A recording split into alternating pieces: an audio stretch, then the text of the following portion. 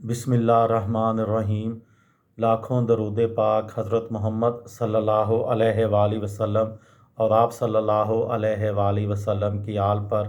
السلام علیکم، میرا نام افتخار احمد ہے اور آپ میرا یوٹیوب چینل نالج دیکھ رہے ہیں۔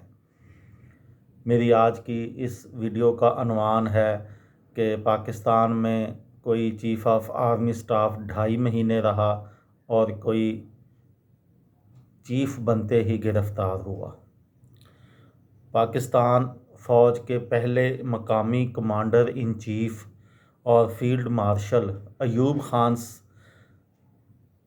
جنہوں نے پاکستان کا پہلا مارشل لا لگایا، سے لے کر جنرل قمر جاوید باجوہ تک تقریباً تمام سپہ سالار کسی نہ کسی تنازع میں ضرور الجھے۔ حکومت اور وزرائے اعظم سے ڈھکے چھپے اختلافات ہوں یا پھر براہ راست مداخلت، بڑی فوج کے سربراہان کا نام عسکری امور کے ساتھ ساتھ سیاست اور حکومت سے بھی جڑا رہا۔ وہ حادثہ جس نے ایوب خان کو فوج کا سربراہ بنایا۔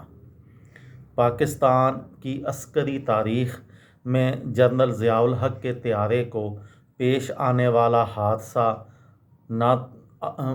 حادثہ تو عموماً سبھی کو یاد ہے، لیکن بہاولپور میں پیش آئے اس حادثے سے تقریباً 40 سال قبل ایک اور واقعہ رونما ہوا جو تاریخ کے اوراق میں کہیں کھو چکا ہے۔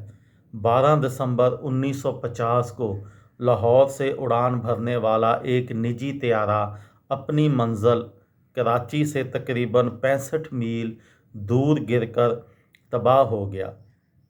طیارے میں سوار 26 افراد میں سے کوئی بھی زندہ نہ بچ سکا، تاہم ان 26 افراد میں 2 ایسی شخصیات بھی شامل تھیں جن کی موت نے پاکستان کی سیاسی تاریخ کا رخ موڑ دیا۔ یہ میجر جنرل محمد افتخار خان اور بریگیڈیئر شیر خان تھے۔ میجر جنرل افتخار سروس کے اعتبار سے ایوب خان سے 1 سال جونیئر تھے، لیکن ان کو پہلے ترقی ملی اور لاہور میں ڈویژن کی کمان سونپی گئی۔ متعدد مصنفین کے مطابق میجر جنرل افتخار پاکستان کے پہلے مقامی کمانڈر ان چیف کے عہدے کے لیے منتخب کر لیے گئے تھے اور ان کو اسی لیے برطانیہ میں امپیریل ڈیفنس کورس کے لیے بھجوایا جا رہا تھا۔ ان کے ساتھ حادثے میں ہلاک ہونے والے بریگیڈیئر شیر خان نے پاکستان اور انڈیا کے درمیان کشمیر تنازع پر پہلی جنگ میں اہم کردار ادا کیا تھا اور فوج کے بہترین افسرز میں شمار ہوتے تھے۔ خود ایوب خان اپنی کتاب فرینڈز ناٹ ماسٹرز میں لکھتے ہیں کہ جنرل افتخار ایک اچھے افسر تھے اور یہ عام تاثر تھا کہ برٹش ان کی حمایت کرتے ہیں۔